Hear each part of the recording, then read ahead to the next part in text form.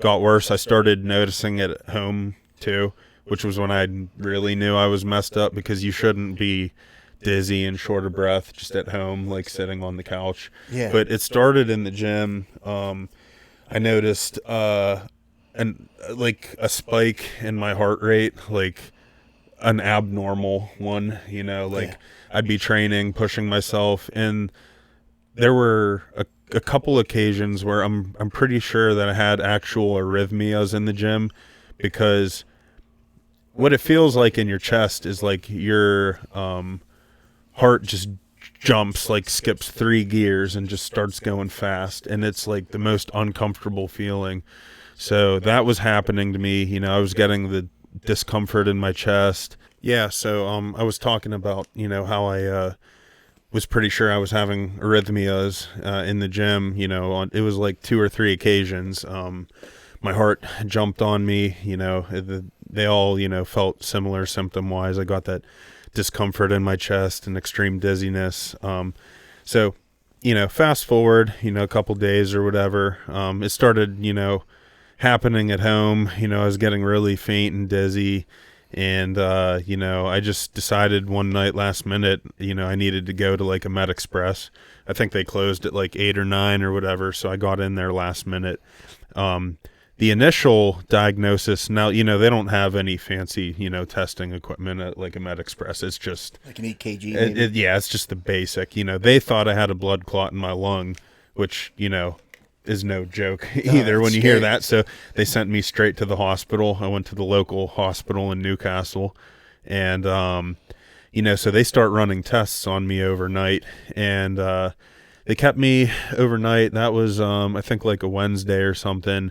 So, that ran into Thursday. They're still like doing tests and stuff. And I was actually in the ER when my heart rate jumped randomly. Like I was, I'm used to this happening when I'm exerting myself in the gym. Yeah. My heart jumped to 260 beats per minute. And the nurse that was actually in the room with me when that happened was a buddy from the gym, ironically enough. His name was Josh. And, he looked at the heart monitor, next to my bed, and saw it jump into like a crazy number. And he looked at me and he goes, "Do you feel that?" And I was like, "Yeah, I feel it." And then before I knew it, all the nurses and doctors, they were rushing into the room. They, put the pads on my chest to shock me if they needed to. Yeah. So they were ready to, use the cardio version to shock me out of it. They would have, put me to sleep first. Yeah. And done all that. But luckily, I don't know if it was whatever they shot me up with brought my heart rate down, or it just came down on its own. But it calmed down, luckily. But then, my cardiologist, is really good. Her name's Dr. Picone, and she had a hunch that I had WPW, Wolf Parkinson White syndrome. And when I got life flighted down to Pittsburgh, UPMC Presby, it turns out they confirmed that she was right. It was WPW that I had. And what that is it's congenital. You're born with it. It's extra nerve pathways in your heart. So if you think of your heart riding like a circuit, like in a circle, the WPW is like a fast track. It's a like a circuit within your normal circuit that, like, when it starts riding that shorter circuit, like it goes way faster, like 4 or 5 times faster than normal heart rate. So needless to say, the next day, I was in for surgery. They did what they call cardiac ablations. They take these catheters and they insert them into your veins down near your groin, and they run them up into your heart, and they basically kill these nerves with like heat. The tip of that catheter, they heat it, and they kill those nerve pathways. So everything was congenital. I've had this since birth. Yeah. But it hits everyone who has it at a different time. Some kids get hit when they're like 5, 6 years old, and a lot of times they don't make it. They don't live because, they're not big and strong and mature. Yeah. And, it happens to people my age. It's less common in people that are older. But yeah, it happened to me, when I was 27, and it was just a freak thing. But luckily I was in the right places at the right times, and the way everything played out turned out all right.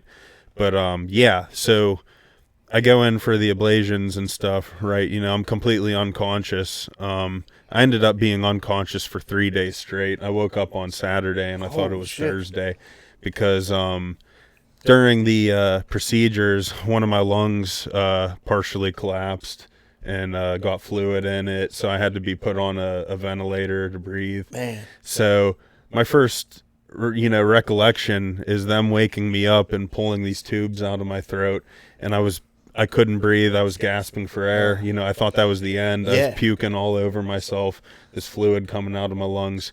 So that was scary. But, when all was said and done, the procedures were successful. And I was in the hospital for a total of 6 days. I got out the next Monday, and going home was just the biggest relief ever. And actually, a month later, I had another scare. I had another arrhythmia, and then we drove straight down to the ER in Pittsburgh. We cut the middleman. We didn't even go to the local hospital. Yeah. Turns out, my heart was, when you go through procedures like that, it irritates your heart a lot, and it doesn't like it. So that arrhythmia that happened after the surgeries and stuff, about a month, it was actually Super Bowl Sunday. I was watching the football game and this shit happened. Yeah, so yeah, that was due to just irritation from the procedure. They basically said your heart's still healing. You got to take it a little easier, because at that point I was back in the gym, like training again, because of course knowing me, I'm itching to train again and stuff. But yeah, I don't want to spend like too much time going into it, but in a nutshell, that's what happened. And now I'm training full tilt, intensities as good as ever. Yeah. I'm as big as ever. I feel great. Luckily, so knock on wood. Because like you think of heart problems, you think like terminal, permanent, unfixable, gonna have to be on medication for the rest of your life. But I was lucky, because even though my condition was deadly, once you kind of like zap it and take care of it, 98% of the time you should be good after that. And I'm really lucky and blessed, and to not only be alive, but to still be doing what I love. That's irreplaceable. Oh man, it really makes you appreciate everything, life. Yeah, dude. I remember like just laying in the hospital bed thinking, like, if I'm lucky enough to get out of here and still be able to bodybuild and do this, I'm going to leave no stone unturned. I'm, it's not like it was a wake up call, but it was like, it makes you, like you said, it just makes you appreciate things so much more, and how precious our time is, and how, short our window is to be able to do this. It really is. Yeah. And, anytime, anything can happen. And, a lot of guys might have went through that same thing, and instead of being motivated to do more, they might have went the other way and been scared. Hung it up. Yeah. And I actually talked to a lot of people when I finally, worked up the courage to like go public with it and post it on social media and stuff. I was overwhelmed by the amount of guys that actually had similar stories, and I never would have known otherwise. Yeah. So I was glad, I went public with it, because I heard from, and it wasn't just like regular people. Most of the people that follow me are into the gym, or they're bodybuilders, or they train, or they work out, or whatever. And I was hearing, from these dudes that work out and, had WPW, the same condition as me, and their stories on how they dealt with it. And it helped me know what to expect, recovering from it, and like what was normal and what wasn't, because I even though like I don't have any like arrhythmias anymore, every once in a while my heart will like skip a beat. It's almost like a premature heartbeat. Yeah. And it feels weird, but That's where talking to all these other people that have had similar issues and even had the ablations and stuff came in handy, because, they reassured me. They're like, Zach, that's normal. You can expect to have, those skipped beats and stuff. And over time, it'll get better and they'll become less and less frequent. And, pretty soon it won't even bother you. And, I was really nervous at first because, after, going through the procedures to correct this and stuff, I was getting a lot of them, frequently. And, anytime you're dealing with something health-wise that is foreign to you, and, it's scary. So it definitely gave me peace of mind, man. The bodybuilding community really stepped up and helped me, kind of get through that mentally. Man, yeah, that's really a hell of a story. I mean, I can't even imagine. Yeah, I mean, out of nowhere too, Yeah, would I've rather not had that happen? Of course, yeah. But like, you can take things two ways in life. You can learn from it and grow from it, and even if it's something like debilitating, like you see guys like end up in wheelchairs and they still compete in like wheelchair bodybuilding and stuff. It's all about perspective. It's all about how you handle it. But man, I was really lucky to just like come out of it pretty much unscathed. Yeah, I'd say so for sure. Yeah. And, I've had flutters before, in the gym. Exactly. And it freaks you out, man. I mean, yeah. Anytime your heart does anything that's not normal, it's scary. Yeah, because that's your life force. That's your power source. Yeah. Yeah, if you don't have that, you have nothing. Yeah. And I mean, that's the thing, too. Like, your health, it's so important. It's without your health, it don't matter how much money you have. It doesn't matter anything, Not a damn thing matters if you don't have your health. Yep. Yeah. But, yeah, man, that's a truly amazing story. And I'm sure there's people you're going to help, too, that may run into this down the road. Yeah, I hope so. I don't like for that to happen to everyone or happen to anyone. Yeah. But, when it does, it's good to, have some awareness. Yeah. Of course, yeah. That's really unreal. So since you've had that, happen and everything, and now you're kind of back to normal, training's been going pretty good. Yeah. What are you thinking as far as like performance enhancement? Is that something that you're hesitant about now or more cautious with? That's a good question.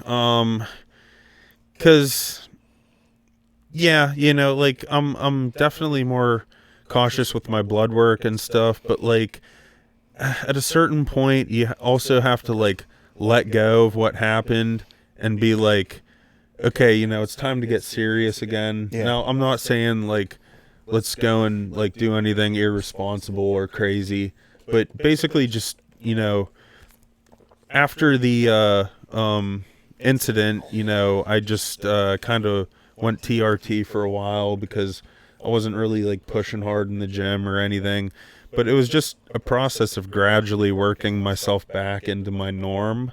And then now, I'm at the point to where I feel comfortable with, what I'm doing from a performance enhancement standpoint.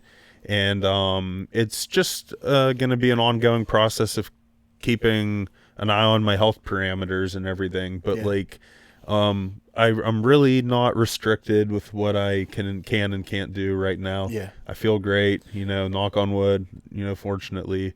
But yeah. Man, that's good to hear. A lot of guys, they take crazy risks, and obviously bodybuilding is a risky sport. And, there's a lot of addicts that do bodybuilding because it's kind of the same mentality. You got to have that addictive personality, and some guys use drugs too. But there's a lot of, crazy drugs out there like DNP and stuff like that I think that really don't even have a place, that they shouldn't, at least. Yeah, and I would agree with you. Yeah, I think they're more dangerous than what they're worth. And it's anything that like its MO or its claim is like replacing what can be done with like work like cardio and eating less carbs and stuff, I don't think is good. Yeah. Not good for the sport. No. What do you think about, all this stuff with the virus going on, as far as bodybuilding goes? do you think there's going to be shows continuing like normal? You think we're going to get back to normal soon? I mean, I know it's your opinion, but that like you said, that's hard to predict. And a lot of it's at the discretion of the NPC and the IFBB and the show promoters, and